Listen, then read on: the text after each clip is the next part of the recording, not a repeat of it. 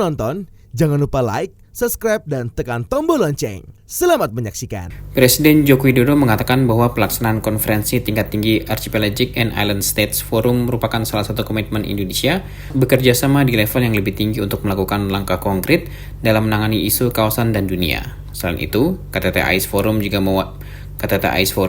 menjadi wadah untuk terus menyuarakan kepentingan negara berkembang dan negara kepulauan. Dalam forum tersebut, Presiden Jokowi menyebut bahwa negara kepulauan dan negara pulau yang hadir sepakat untuk memperkuat kolaborasi dengan berlandaskan prinsip solidaritas, kesetaraan, dan inklusivitas. Kepala negara meyakini negara berkembang dan negara kepulauan memiliki hak yang sama untuk maju dan melakukan pembangunan. Presiden Jokowi pun menyatakan bahwa Indonesia siap menjadi garda terdepan dalam mendukung AIS Forum sebagai bentuk dari kerjasama yang inklusif. Selain itu, Indonesia juga berkomitmen menyiapkan dana hibah yang dapat dimanfaatkan oleh negara kepulauan dan pulau. Pada kesempatan tersebut, Presiden Jokowi juga menjelaskan bahwa berbagai kerjasama dari AIS Forum telah memberikan manfaat yang konkret termasuk bagi masyarakat di pesisir. Presiden menyebut sejumlah manfaat konkret tersebut mulai dari pendidikan, riset, digitalisasi, hingga manfaat strategis dalam pelestarian lingkungan. Saya sering saya katakan bahwa dunia tidak sedang baik-baik saja. Ancaman perubahan iklim sangat nyata, kenaikan permukaan laut, pencemaran laut oleh sampah dan limbah, dan semakin terasa dampaknya dan mengancam tidak hanya bagi keberlangsungan laut, tapi juga kedaulatan dan kesatuan wilayah negara.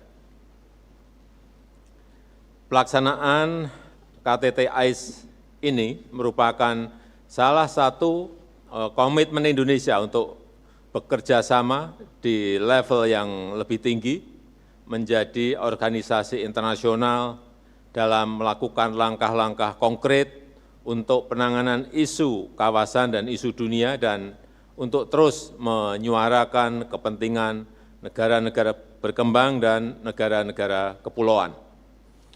KTT AIS sepakat untuk memegang prinsip solidaritas, kesetaraan, dan inklusivitas sebagai landasan bersama dalam bekerja sama.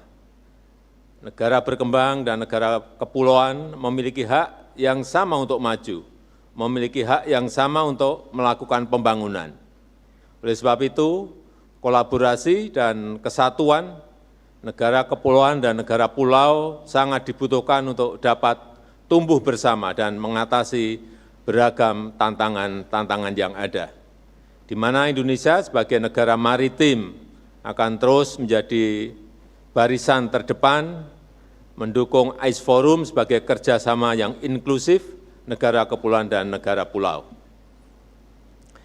Dan Indonesia juga berkomitmen menyiapkan dana hibah untuk dimanfaatkan terutama dalam mengatasi perubahan iklim dan pengembangan inovasi baru dan tata kelola laut yang berkelanjutan.